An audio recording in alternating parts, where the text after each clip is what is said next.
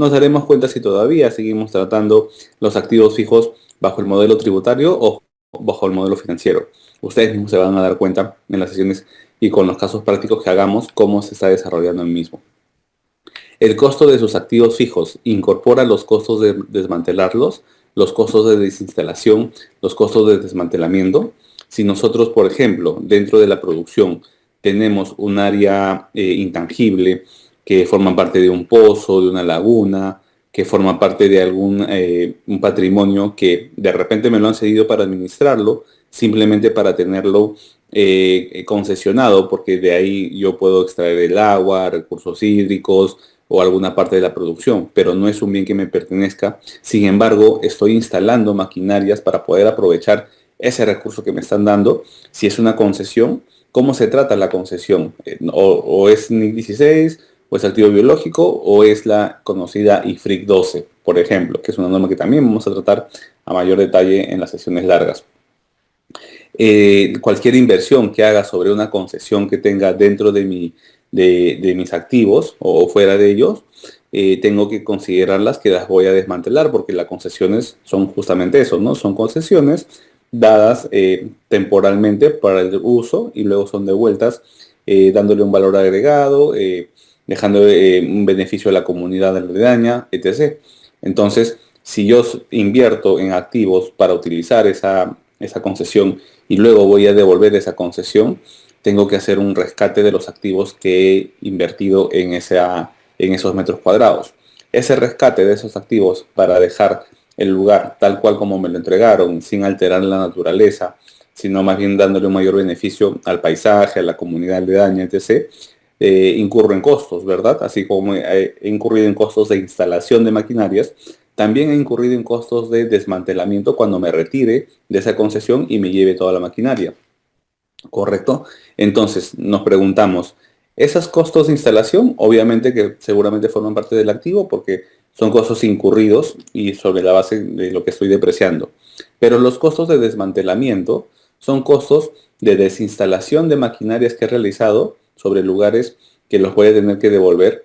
Y estos costos de desmantelamiento o desinstalación son costos a futuro, ¿verdad? ¿Y ese futuro cuándo será? ¿Cuándo lo devolveré? Cuando, por ejemplo, ya entregue la concesión, o sea, acabe mi contrato, ¿verdad? Entonces, supongamos para la casuística de que a mí me entregan una concesión, un terreno, para poderlo utilizar para la producción, pero el Estado me dice, bueno, como es el patrimonio de ese terreno, la propiedad le corresponde a la municipalidad llega a un acuerdo con la empresa y le dice, ok, utilízalo, me vas a pagar una cuota, un fee, pero como es una propiedad del Estado, tú me lo vas a entregar en unos 20 años. Correcto, y durante los 20 años tú puedes usufructuarlo, puedes producir tus tierras, puedes exportar, haz lo que quieras, pero me lo entregas en 20 años y me lo entregas en operación, por ejemplo, ¿no? Entonces, yo voy a hacer una inversión inicial en todo ese espacio, ¿verdad? Pero de las maquinarias que instale, cuando yo se lo tengan que entregar y se lo tengan que dejar en un buen funcionamiento, yo voy a retirar activos. Ese retiro de activos cumple con el concepto de costos de desmantelamiento o desinstalación.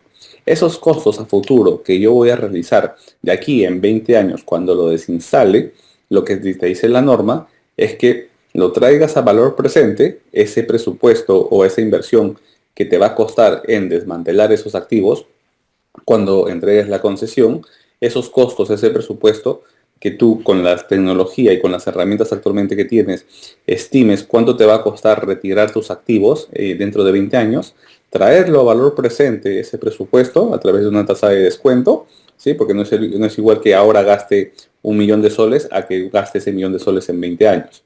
El valor presente del dinero te dice que ese millón de soles en 20 años ahora no es así, es mucho menos, porque recién ese desembolso lo vas a tener dentro de 20 años.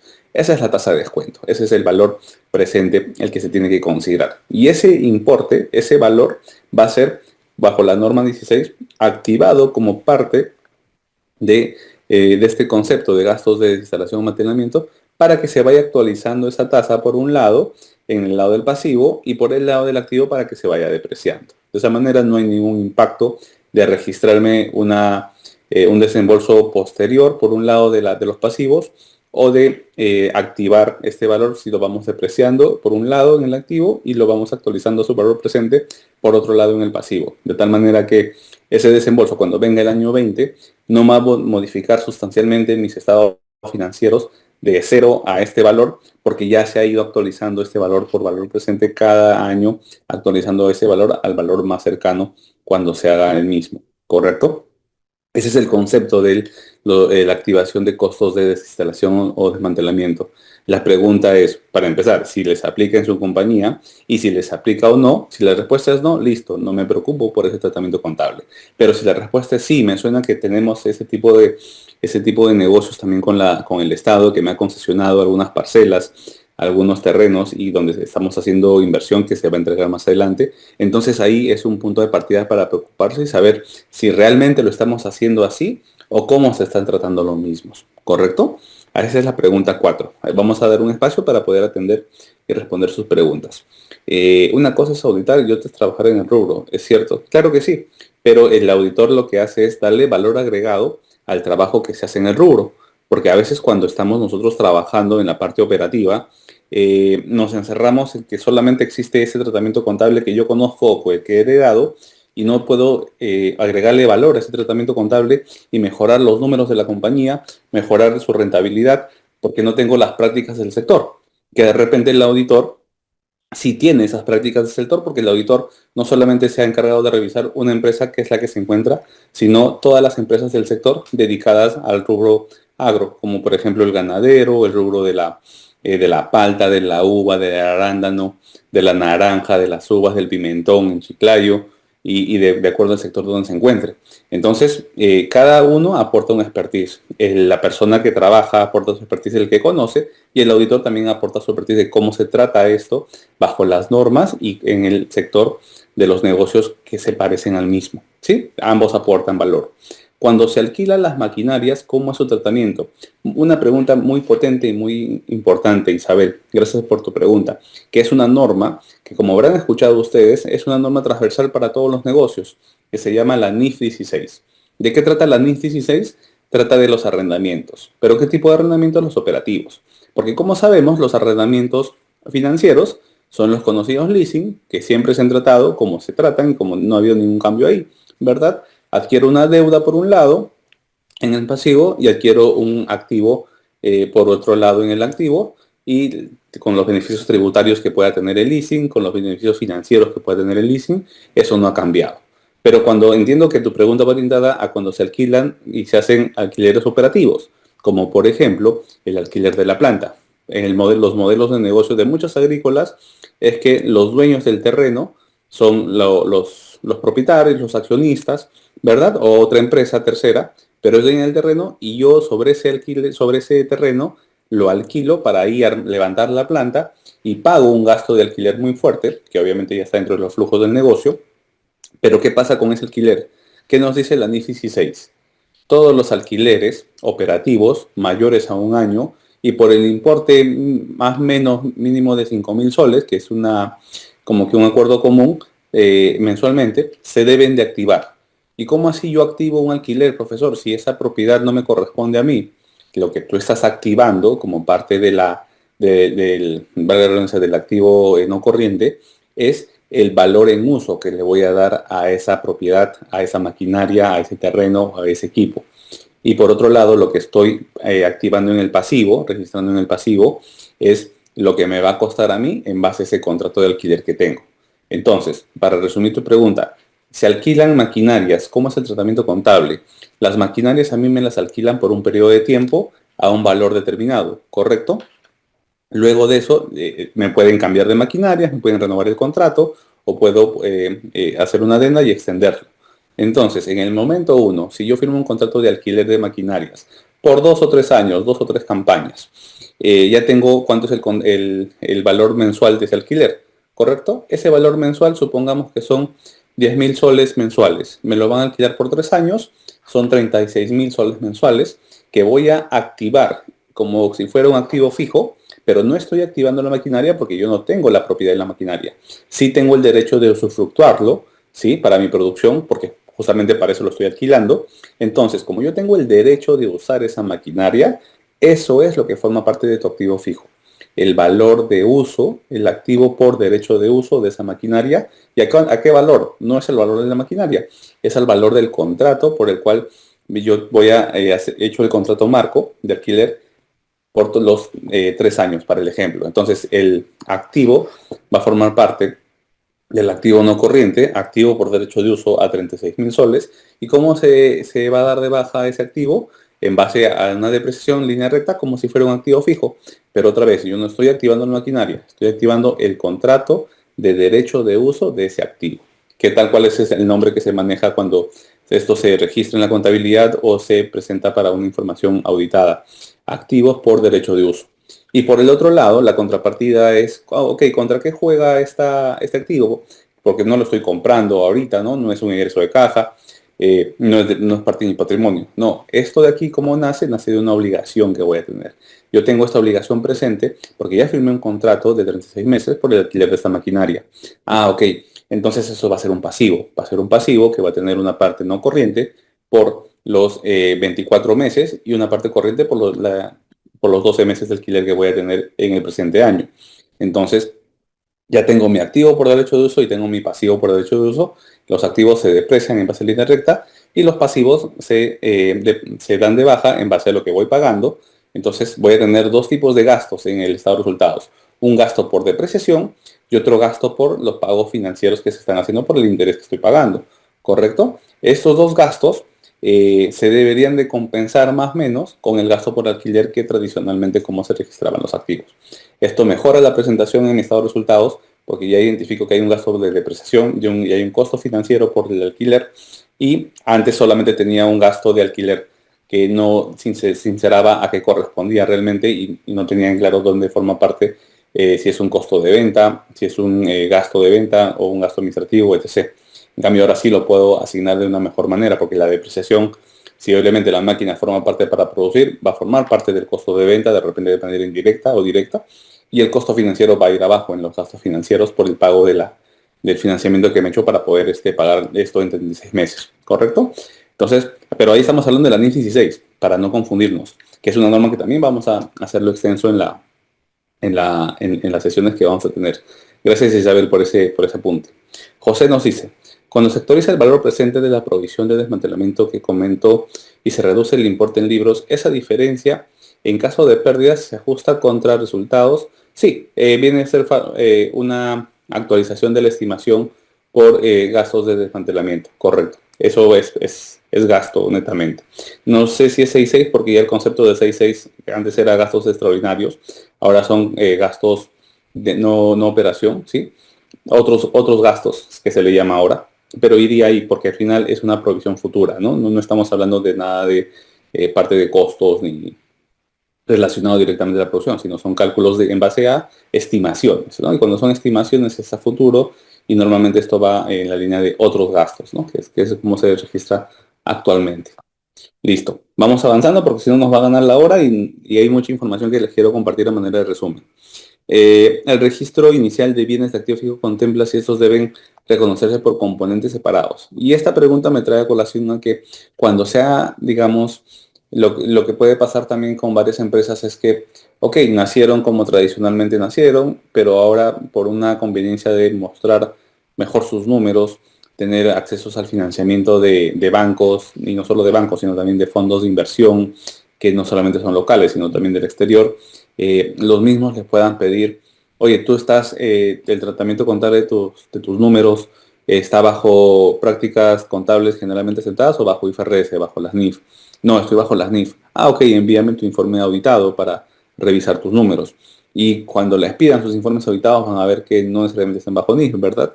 Entonces, muchas empresas lo que hacen es, ok, necesito tener números bajo NIF, que me lo pide ahora la SUNAT cuando hacen las declaraciones mensuales y me lo están pidiendo los fondos de inversión para ser más atractivo y poder conseguir financiamiento. Entonces, muchas empresas no se encuentran bajo NIF y para que estén bajo NIF, el paso a seguir es una adecuación de NIF, ¿verdad? Que son los primeros estados financieros bajo NIF, que se hace un tema de adecuación bajo NIF por primeros años, por primer año de estados financieros. Y ahí es donde normalmente se sugiere en el rubro de los activos fijos, como es un número muy importante en la columna de sus activos, el que estos sean tasados, por ejemplo, ¿sí? Y en esta tasación viene un concepto clave que ya los tasadores lo conocen, porque cuando se trabaja en este tema, muchos se trabajan de la mano de tasadores, con contadores, porque a los contadores, los contadores les piden a los tasadores, oye, si me vas a hacer un inventario de los activos para refrescar y actualizar y sincerar los valores en libros que tenemos, ten en cuenta en el concepto de componentización. ¿Y qué son la componentización? Es la agrupación de los activos fijos que forman parte de una UGE. ¿Qué es una UGE? Una unidad de generadora de efectivo. Entonces, es importante componentizar una maquinaria, una planta, por ejemplo, porque no tendría sentido decir que a cuánto es el costo depreciable de un perno, de una parte, de otra parte, sino se componentiza principalmente en base a las vidas útiles similares de una gran planta o de una gran maquinaria.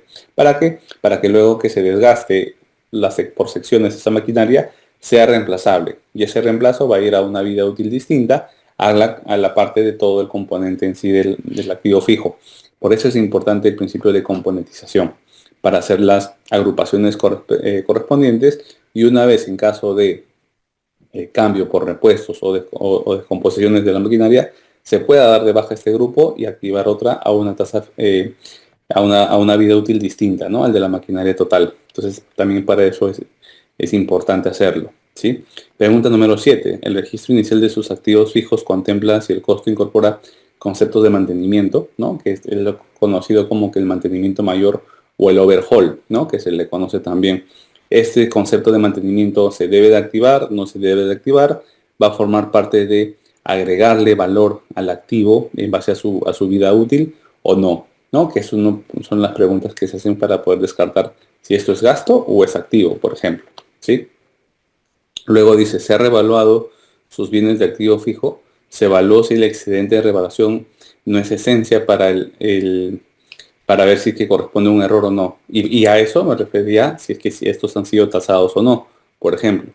Y la pregunta 10 es, ¿cuándo se produce el reemplazo de una parte del activo? ¿Se da de baja todo el activo o se da de baja solo una parte? ¿Correcto? Entonces, son preguntas para tenerlas en cuenta, y como les decía, de acuerdo a cómo vamos respondiendo, nos vamos a ir dando cuenta si es que estamos en una contabilidad tradicional tributaria o una contabilidad financiera, para poder mejorar los números de la empresa y en base a ello ser más visibles para recibir financiamientos, ¿no? Que es lo que piden normalmente los fondos de inversión extranjeros o algunos bancos cuando se trata de empresas más grandes. ¿Correcto?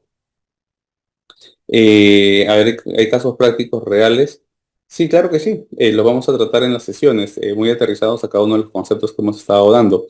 Ahorita si yo desarrollo un caso práctico, nos va a tomar por lo menos una media hora, y no es una hora adecuada para las sesiones modelo que hacemos, pero sí vamos a tratar mucho de ello en las sesiones, no se preocupen.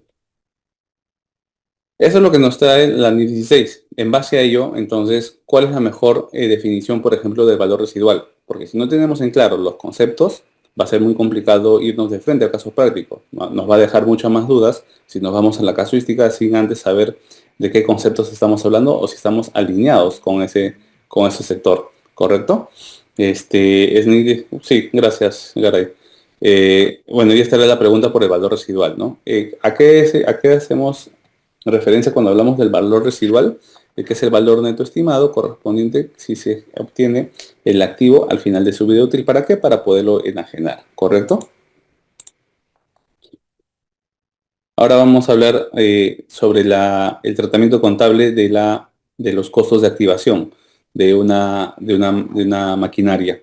Por ejemplo, la compañía de La Calera compra una maquinaria de producción y distribución de huevos de segunda, ¿sí? A su competidor que entró en bancarrota, Ovosur, por ejemplo, ¿no? Son empresas conocidas que están en el sector agrícola.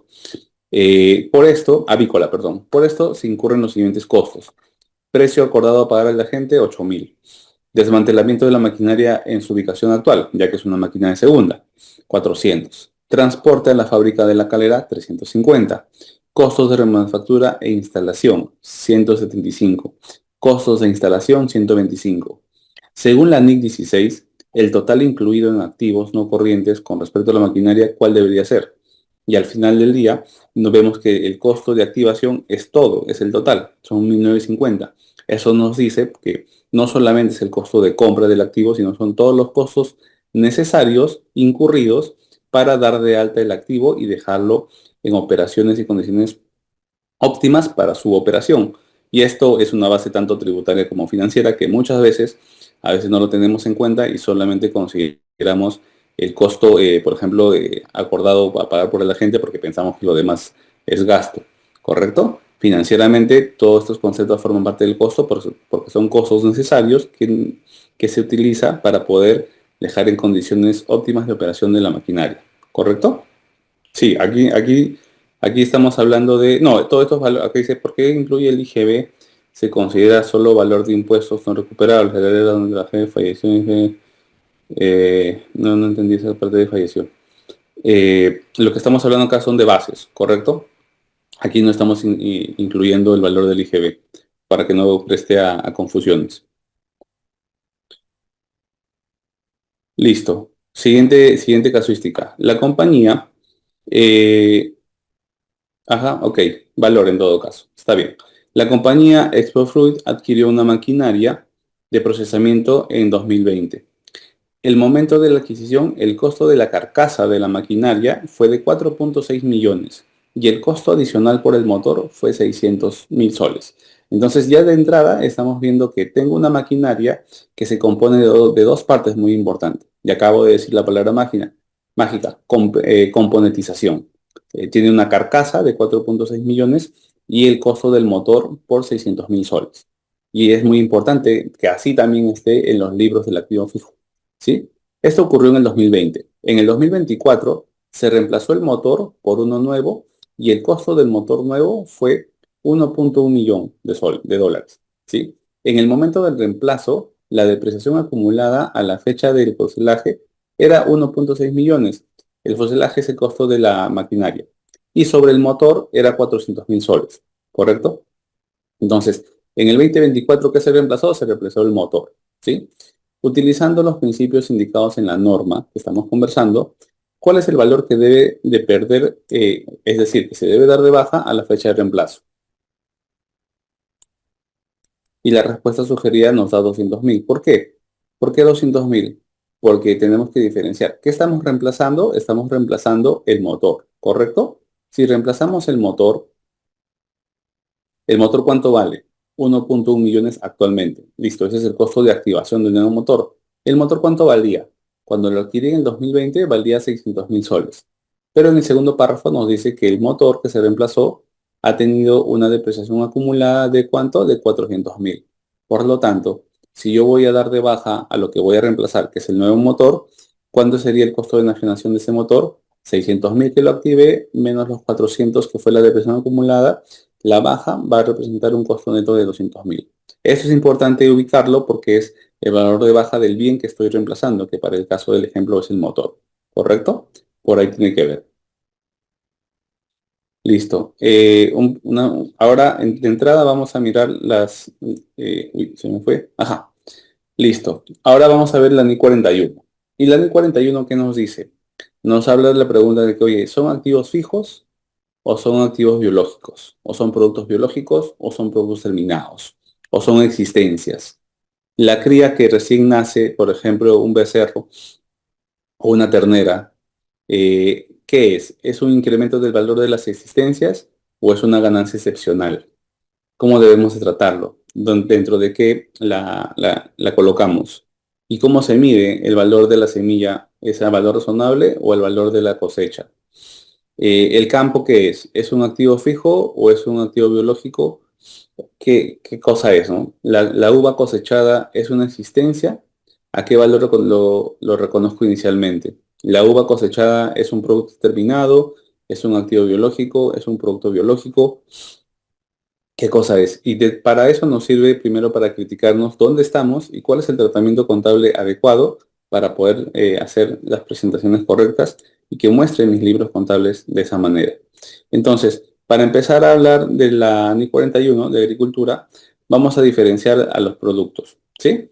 Tenemos plantaciones mantenidas para producir frutos y plantaciones mantenidas para consumos. Típicamente para producir frutos es lo que son las plantaciones que se realizan en el cual me va a botar un fruto, como el cacao, como la caña de azúcar, como los espárragos, por ejemplo. ¿Sí? Es un tipo de plantación. Y también tengo la plantación que me va a dar de por sí el fruto en la tierra, ¿correcto? Entonces es para consumir. Digamos, yo extraigo esta plantación y se acaba y la cosecha acaba con toda la siembra, digamos. Mientras que en este modelo todavía me queda un producto biológico para las siguientes temporadas.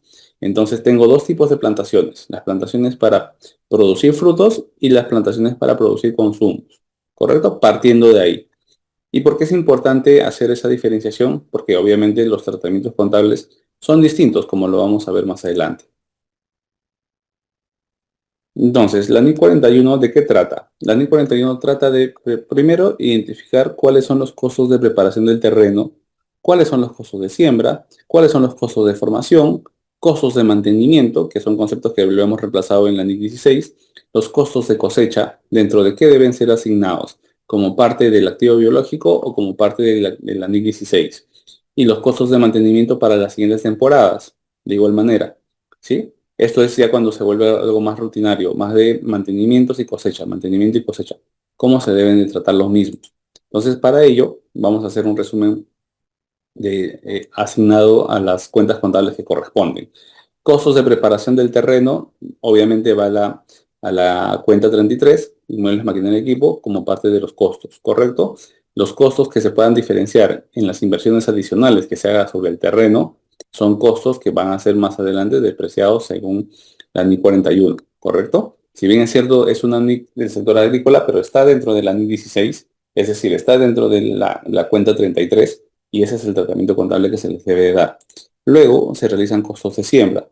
Estos costos de siembra, como descansan sobre un terreno, vayan a manera disgregada como plantaciones, ¿correcto? Para eso era lo que nosotros teníamos que identificar, si es una planta productora en producción o es en desarrollo, para mirar la cuenta contable, la subcuenta contable. Pero igual, seguimos otra vez en la NIC 16. ¿Sí? Costos de formación. Costos de formación en el que se hacen todavía las inversiones adicionales. Sigo en el desarrollo de la planta productora que ya se encuentra dentro de qué? Dentro del terreno que se ha hecho la inversión. ¿Sí? Costos de mantenimiento, ya estoy entrando al valor de los activos biológicos. ¿Por qué? Porque ya estoy haciendo costos invirtiendo no solamente en la tierra, que es la que he tenido que alimentar de primera mano, sino ya en el producto, en el activo biológico que se va a producir. ¿Correcto? Entonces acá ya estoy incurriendo, ya sea de origen animal o de origen vegetal, en el costo de la crianza, el desarrollo para la producción o para el consumo de este activo biológico. Entonces acá vemos que ya estamos hablando no del concepto de la NIC 16, sino estamos hablando del concepto de la NIC 41, enfocado en qué? En los activos biológicos, porque lo estoy desarrollando sobre ya un ente vivo, ¿correcto? Entonces acá ya presentamos el primer punto de quiebre para tratarlo como activo biológico. Luego tendré también costos de cosecha, que van inherentes, que es la última parte del costo de mantenimiento. El costo de cosecha todavía se imputa dentro del activo biológico porque forma parte del desarrollo. Todavía no, acá no estamos hablando del valor que se le da al producto terminado, sino es parte de la vida del activo biológico que estoy produciendo, ¿correcto? Y una vez que ya extraje ese valor, ese bien, ese usufructo, ya será un producto terminado en caso que se venda así o será un producto de proceso, pero en ese momento ya se hace el punto de quiebre y ya no hablamos del terreno, ni hablamos del activo biológico, sino hablamos de qué? Del producto terminado, hablamos de la existencia. Ese es el punto de quiebre en donde se realiza. Y el mismo ejemplo para las siguientes temporadas el nuevo costo de mantenimiento, el nuevo costo de cosecha y nuevamente hablamos del producto terminado para las siguientes campañas. Entonces ya nos manejamos solamente entre activo biológico y activo y producto terminado, ¿sí? Entre esas dos normas, porque ya se hizo la inversión inicial en el terreno. Luego, si es que ese producto que extraigo va a formar parte de un proceso adicional, no solamente venderlo como producto terminado, puede formar parte, por ejemplo, como el origen de la caña de azúcar, que se convertirá en melaza y posteriormente en azúcar, ¿no? como Azúcar, como varias empresas que se dedican a este sector. ¿Sí? Entonces va de la mano con esa parte de el proceso de la actividad agrícola en el cual se está desarrollando.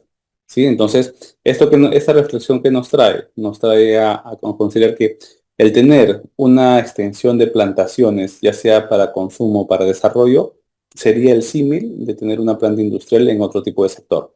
Entonces, considerando eso como marco de referencia, voy a decir que toda la inversión que haga en las plantaciones va a formar parte de la NIC 16 y toda la inversión que haga ya para la cosecha y extracción va a formar parte del activo biológico, ¿sí? Como para tenerlo desde marco de referencia. Estos conceptos son muy potentes para luego, cuando desarrollamos la casuística a nivel de número y de detalle, tener en cuenta esos conceptos y saber si lo estamos haciendo de buena manera, ¿sí? Entonces, ¿qué nos dijo la enmienda que vino a cambiar un poco ese tratamiento dentro de la NIC 16? ¿Cuáles son los puntos a considerar? Los activos biológicos que satisfagan la definición de planta que se tiene para producir frutos sean contabilizados como propiedad, planta y equipo, de acuerdo a la NIC 16. Los mismos pueden ser medidos al costo o también a valores revaluados, ¿sí? La planta que se tiene para producir frutos se define como una planta viviente que es usada en la producción o suministro agrícola. Se espera que se produzca para más de un periodo y tenga la probabilidad remota de ser vendida como producto agrícola. ¿Correcto? Entonces, si cumple con esas definiciones, las plantaciones que tengo, ya sabemos que vamos a clasificarla en la casuística como NIC 16 y van a ser medidas al costo o al valor razonable. ¿Correcto? Entonces, hablamos de dos tipos de reconocimiento. Vamos a reforzar los mismos. Antiguamente, como decíamos, el activo biológico, de frente, la palabra activo biológico lo mandábamos a la NI 41 y solamente se medía a valor razonable menos costo de ventas. Ahora tenemos en consideración dos conceptos, que es lo que repasamos al inicio. Tengo activos biológicos que no son para producir frutos, sino más bien para una línea de producción. Lo puedo registrar en el activo fijo bajo la norma del NI 41 y esta puede ser medida al costo o revaluación. Y tengo activos biológicos que se usan para producir frutos. Entonces tendré para el costo, revaluación, bajo NI 16 o a valor razonable. ¿Correcto? Entonces nos da un tratamiento contable alternativo, el cual es válido también de acuerdo al giro del negocio en que se encuentra. ¿Sí? En resumen, la plantación permanente de café y el café en punto de cosecha, ¿cuál es activo biológico? ¿Cuál es producto terminado? ¿Cuál es producto en proceso? La plantación, como tal, su nombre lo dice, acuérdense que cuando hablamos de plantaciones, era el símil de un activo fijo. Entonces, va registrada en la NIC 16 y se puede medir al costo o revaluación. Y el café en el punto para cosecha sí es un activo biológico, ¿verdad? Porque acá el punto a tener en cuenta, ¿por qué no es un activo en proceso? ¿Por qué no es una NIC 21? Porque todavía no lo he cosechado. Por eso dice café en punto de cosecha. Una vez que se coseche y se lleve a las plantas para la producción, ya se tratará como una existencia. Pero cuando está a punto de cosecha, todavía se considera como parte del activo biológico, ¿sí? Y que se va a medir bajo valor razonable menos los costos estimados de venta. Dicho esto, eh, es importante mencionar que no necesariamente los productos son para el modelo de negocio que tiene cada compañía el mismo concepto. A qué me refiero? Por ejemplo, un huevo para una compañía va a ser un producto en proceso y para otro puede ser un activo biológico. Si yo me dedico a vender huevos, va a ser un producto terminado. Pero si yo me dedico a criar aves y vender las aves, el huevo todavía se va a considerar como un activo biológico. ¿Sí? No sé si me dejo entender. Entonces, no necesariamente la respuesta va a ser una sola para los tipos de negocio. En este caso, ¿el huevo va a ser una existencia o va a ser un activo biológico? ¿No? Y eso nos trae la reflexión de lo que les acabo de decir, ¿no? Categorizar diferentes tipos de productos puede ser más difícil de lo que parece al principio. Se podría clasificar este huevo como producto, es decir, el producto cosechado de una gallina, o como un activo biológico, es decir, una gallina esperando que pudiera ser usada como un medio para producir más huevos, por ejemplo, ¿no? En este caso sería un activo biológico porque la crianza, el desarrollo, me va a producir más huevos para poderlos vender. Entonces, ahí el punto distinto para ver qué tratamiento contable es el más adecuado, ¿no? Usted no puede responder la pregunta sin discutir cuáles son las reales intenciones de la gerencia que se tiene, qué se pretende hacer con el huevo, ¿no? producir o venderlo. En base a ese conocimiento que se tenga del sector, del negocio, a qué se dedica la compañía, será la respuesta más acertada. ¿Correcto? Si el huevo es fertilizado y usado para producir gallinas, entonces podría ser un activo biológico, que estará dentro del ANI 41. Si el huevo es vendido como un comestible, entonces podría estar fuera del ANI 41 y dentro del ANI 2 por tratarse de un producto terminado. ¿Sí? Entonces, nos sirve de referencia para pensar que no necesariamente los activos, por su definición, van a ser clasificados como existencia activo biológico, sino depende de las intenciones que tenga la gerencia o el modelo del negocio al tratar ese activo. ¿Correcto? Ahora de entrada vamos a ver algunos puntos tributarios a manera de resumen para identificar cuáles han sido los cambios y las modificaciones que han habido con las leyes. Tenemos la ley 27630, es la que ha sido derogada. Tenemos la actual ley vigente en el 2025, la ley 31110. Y tenemos la nueva ley que va a estar vigente a partir de la nueva ley agraria que ya fue emitida este año, que entra en vigencia a partir del día siguiente de su promulgación, pero tratándose de impuestos a la renta de periodicidad anual, entrará en vigencia a partir del siguiente año, que es 2026. Es la nueva ley agraria 32434. ¿Correcto? Entonces tenemos que tener esto en cuenta para saber que nuestro régimen agrario ha estado variando y va a seguir variando en base a lo que se tiene que regir para cada año. En el beneficio antiguo se tenía una tasa flat del 15%, ¿sí? Para todas las empresas y el régimen de prestación era hasta por un monto del 20%. ¿Correcto? Este es el modelo antiguo que ya nadie lo utiliza. Lo estoy poniendo a modo de referencial, pero ojo que este modelo antiguo estaba vigente en teoría hasta el diciembre de 2031. ¿Correcto? Pero todo esto ya cambió. La actual ley vigente 31110, ¿qué nos dice? Ya nos habla de dos tipos de empresas, mayores a 1.700 UITs y menores a ella. Para empresas que tienen ingresos menores a 1.700 UITs, entre el año, ¿cuáles son las tasas aplicables? Hasta el 15%, hasta 2030 y en adelante el régimen general, es decir, 29.5. Para las que tienen facturaciones mayores a 1.700.000, perdón, a 1.700 UITs, si hay una gradualidad del 21 al 22 a la tasa del impuesto a la renta del 15%, 23-24 al 20% y 25 al 27 sobre el 25%. Y en el 28 en adelante el régimen general. Se ha reemplazado la tasa del 15% por una tasa gradual que se va aumentando cada año dependiendo de la cantidad de ingresos netos. Entonces, esto ya cambió con la nueva legislación que se toma en cuenta, que es la que está aquí.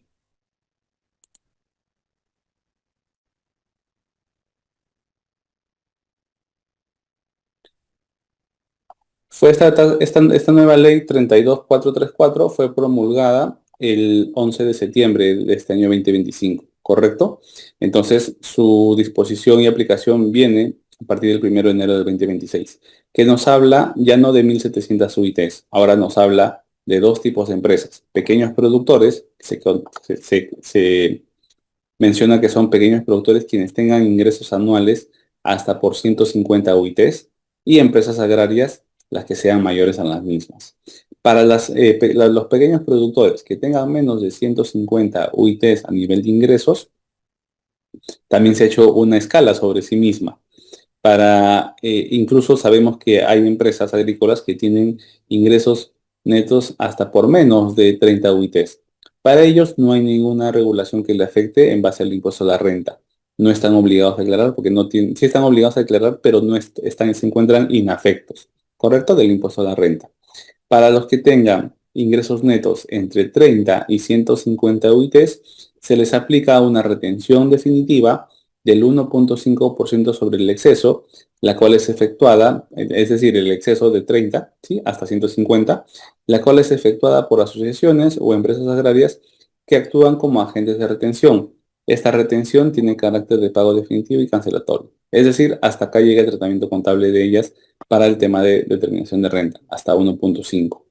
Y para ingresos netos que estén mayores de 150 UITs, el producto se tendría que declarar y pagar como si fuera una empresa agraria. Es decir, si son mayores de 150, ya estamos aquí, definido como, catalogado como empresa agraria, ¿verdad? ¿Y cuál es la regla bajo empresa agraria que facturan ingresos mayores de 150 UITs?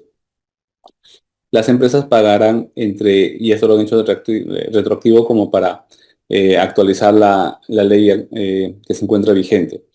Las empresas se pagará una tasa del 15%, del 26 hasta 35. Esto con la subsecuente reducción del porcentaje de los pagos a cuenta. ¿Correcto? A tener en cuenta.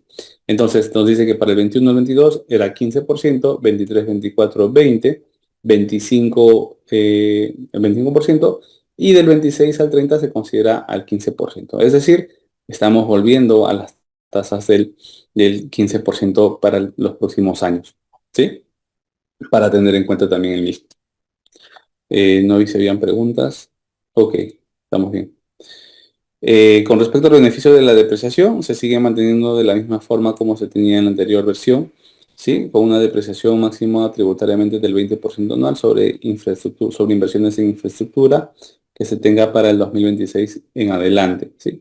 El reintegro tributario por las que se encuentran, que realizan exportaciones, ¿sí? Se encuentran exonerados del IGB, deducción de gastos hasta por el 10%, ¿sí? En base al RUS, para las que tengan ese tipo de operaciones. Y en caso necesite la empresa una estabilidad tributaria, si se considera el mismo, puede acogerse a la estabilidad tributaria, pero será sobre la base del 17% a tener en cuenta. ¿Sí? Igual, para que aterrizar estos conceptos nuevos y modificaciones, cómo era la versión anterior y cómo sería la declaración bajo esta nueva norma, igual vamos a desarrollar mucha casuística en las sesiones que nos correspondan. ¿Sí? Entonces, nada, estamos hasta ahí, chicos. Cualquier duda, pregunta,